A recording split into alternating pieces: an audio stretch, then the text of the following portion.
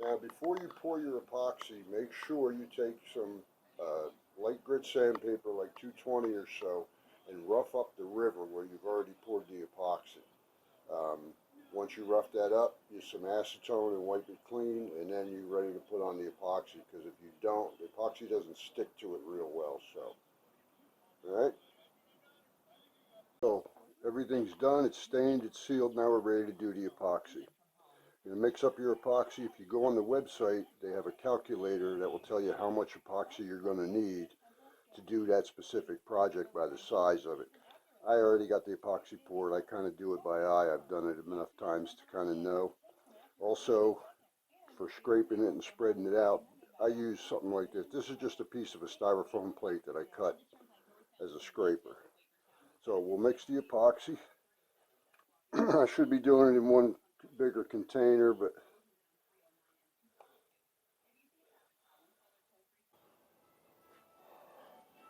okay, so we got our epoxy mixed. Now we're going to pour it. It's going to be basically the same. I'm going to pour it over and kind of spread it out a little bit. Don't pour it all at first, because you're going to need some more once you get it spread out.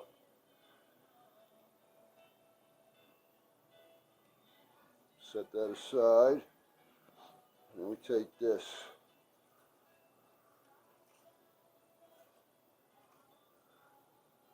One thing, to get it over the sides nice and evenly, is I try to get a good wave going here and kind of pull it across like that. And that way you get a good drip over the side. You will have to pick some of it back up and put it on.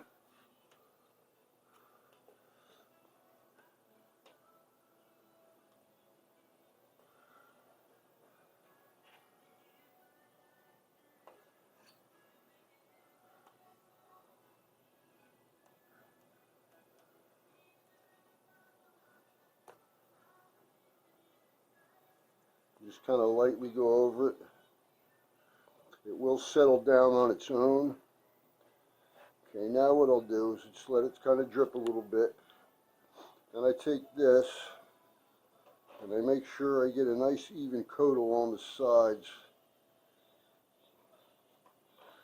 Just keep picking it up and putting it on there. Again, it will level itself off as it drips off. See on the corner how it kind of didn't go through.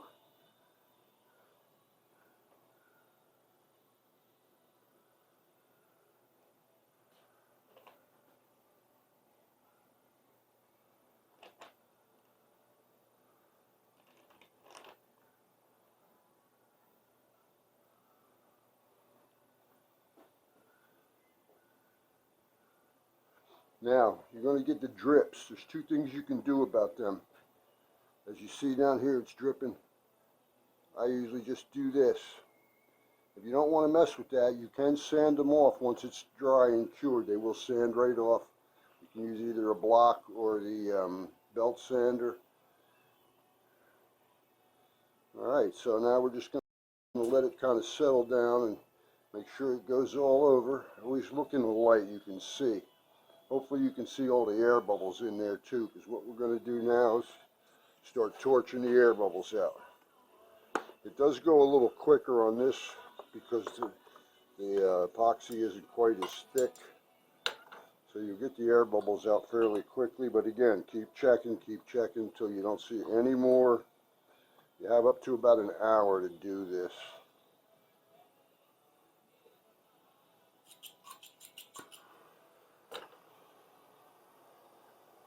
I don't know how well you can see, but you can actually see the bubbles disappear when you go over them.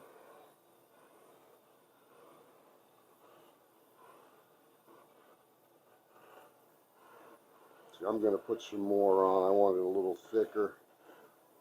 I kind of spread it out a bit.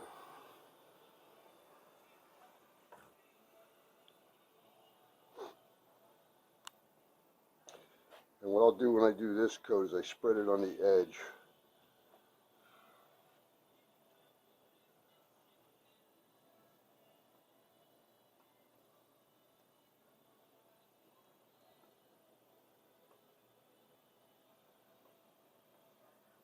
So you get a nice even flow over everything.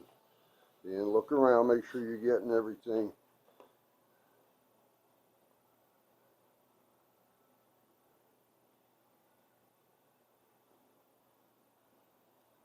Oh, and just, I don't know if I said, this white paper, it's just freezer paper.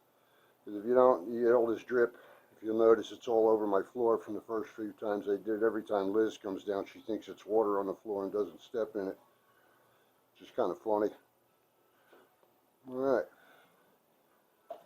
And now, as I said, we're going to just keep doing the bubbles, and I'll keep pulling off the bottom so we don't have any more scrape. I don't have to do much sand, and I like to get it off. I'll have a little, but it'll be minimal.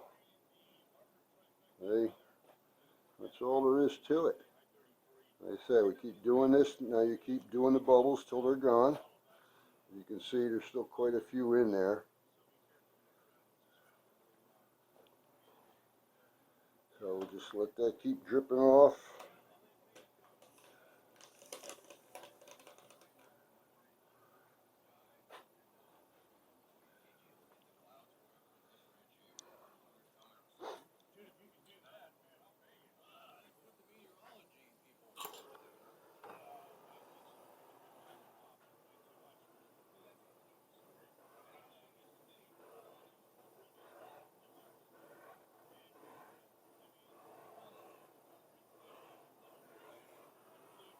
Make sure you get the sides. You won't get very many bubbles in there, but you will get bubbles, so make sure you get them out. You don't want to do this too often at one time each time, because you heat up that epoxy and I think it can affect how it cures. So it's better to do it in short bursts every 5, 10, 15 minutes, whatever, till you see them all gone. So that came out pretty well. And that's all there is to it. You just keep doing your bubbles, keep doing your edges, your drips, and 72 hours to cure, and it's ready to go. You've done it. I want to see pictures when you're done.